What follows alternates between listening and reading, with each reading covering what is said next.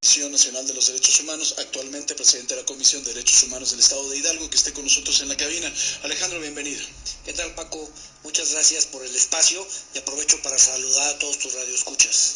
Oye, a mí me gustaría primero que hiciéramos una radiografía de tu mano sobre la situación de los derechos humanos en México, porque desde la época en que esto fue creado, conceptualizado por Diego Valadez, el asunto de una comisión de derechos humanos, que a mí me parece que es un gran jurista, es un hombre de Estado, sin duda, Diego.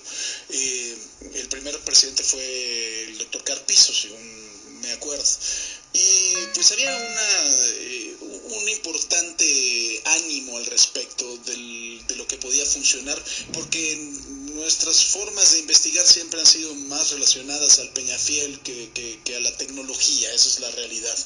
Y en aquel entonces se modifican muchos de los puntos que pone Diego Valadez, y en lugar de hacer una comisión de derechos humanos estilo Noruega, estilo Suecia, en donde el ombudsman, que nunca ha llegado el caso aquí en México de tenerlo, tiene la facultad de parar de forma inmediata un acto de violación a los derechos humanos, y aquí el asunto es responder con una recomendación, lo cual, pues bueno, hace que no sea, desde mi punto de vista, funcional.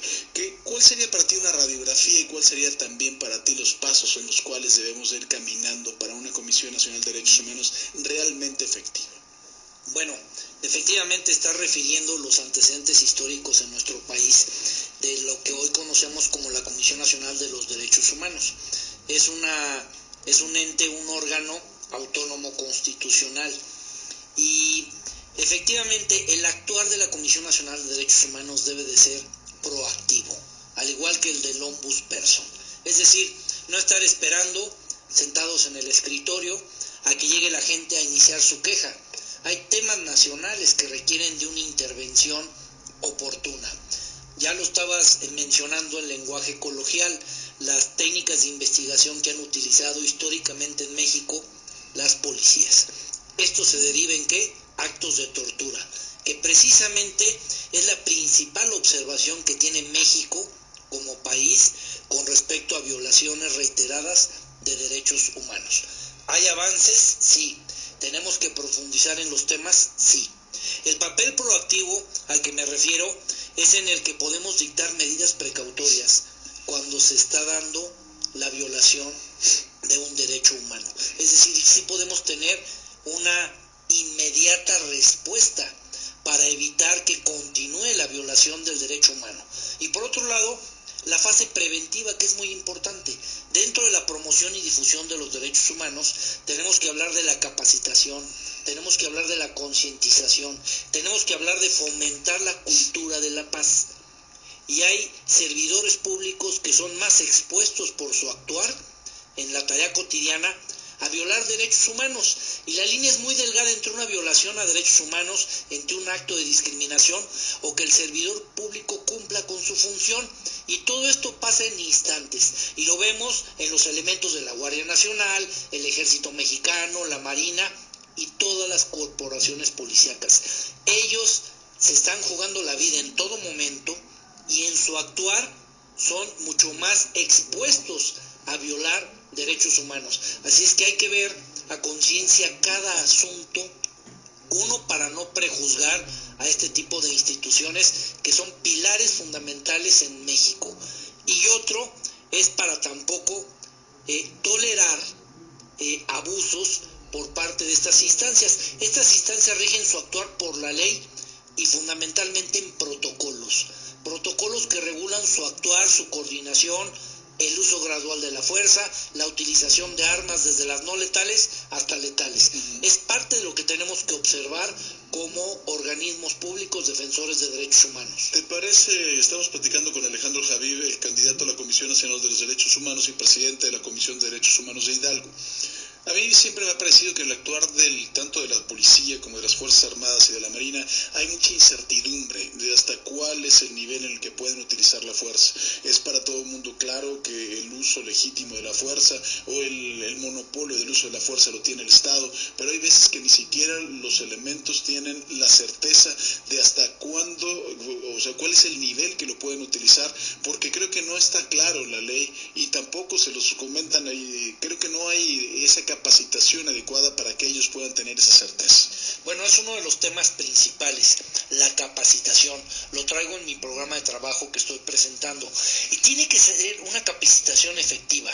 Si van a recibir capacitación los elementos y los envían a su capacitación cuando van saliendo de turno, van cansados, sin comer, sin dormir, y lo que les importa es obtener su papelito en el que quede acreditado que ya fueron capacitados, entonces la capacitación se pierde, no llega a la esencia, y tiene que haber capacitación teórica y tiene que haber capacitación práctica, capacitación con perspectiva de derechos humanos, pero también capacitación en la utilización de esas herramientas que tienen a su alcance, que son los protocolos.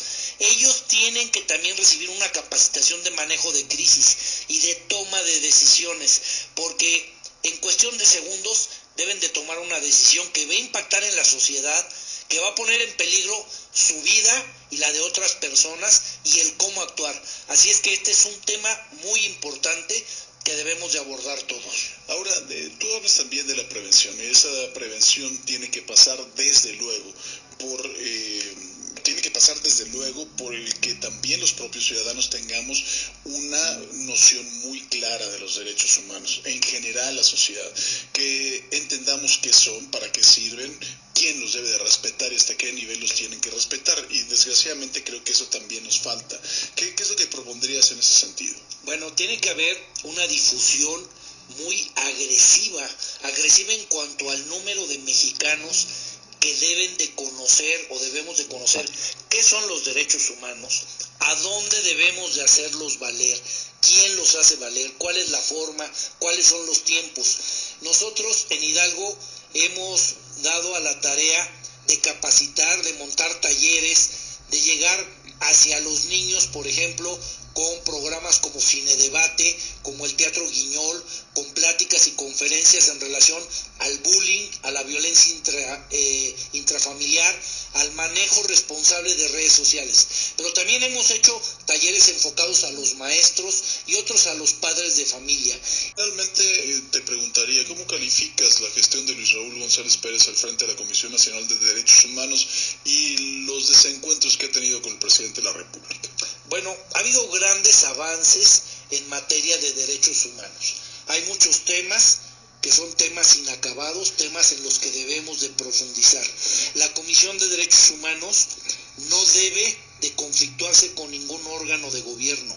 Al contrario, todas las instituciones debemos de coadyuvar para que los mexicanos podamos vivir en paz y en tranquilidad.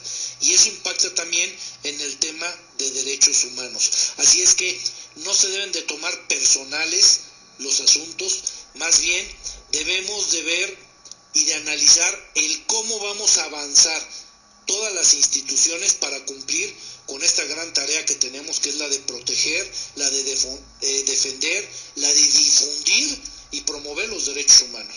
¿A qué hora es tu comparecencia hoy, mi querido Alejandro? Es a las 6 de la tarde en el Senado de la República. En el Senado de la República. ¿Cuántos fueron los que finalmente se inscribieron? Estamos participando 57 aspirantes, son 12 mujeres, 45 hombres, y las comparecencias son lunes, martes y miércoles de esta semana. Pues estaremos muy pendientes de la comparecencia, Alejandro, y me parece que es sólido tu programa. Ojalá que los señores senadores pongan atención, porque luego cuando se hacen este tipo de comparecencias andan en la grilla en lugar de estar poniendo atención a las propuestas. Ojalá que pongan atención y ya estaremos platicando el miércoles a ver qué tal. Agradezco el espacio, Paco, y quisiera resaltar el papel fundamental que juegan los medios de comunicación para trabajar de la mano por los derechos humanos, ya que son ustedes los que nos ayudan a difundir y los que nos dan la fortaleza ante la sociedad. Muchísimas gracias. Gracias a ti, Alejandro Javib, candidato a la Comisión Nacional de Derechos Humanos y presidente de la Comisión de Derechos Humanos del Estado de Hidalgo. Gracias, Alejandro.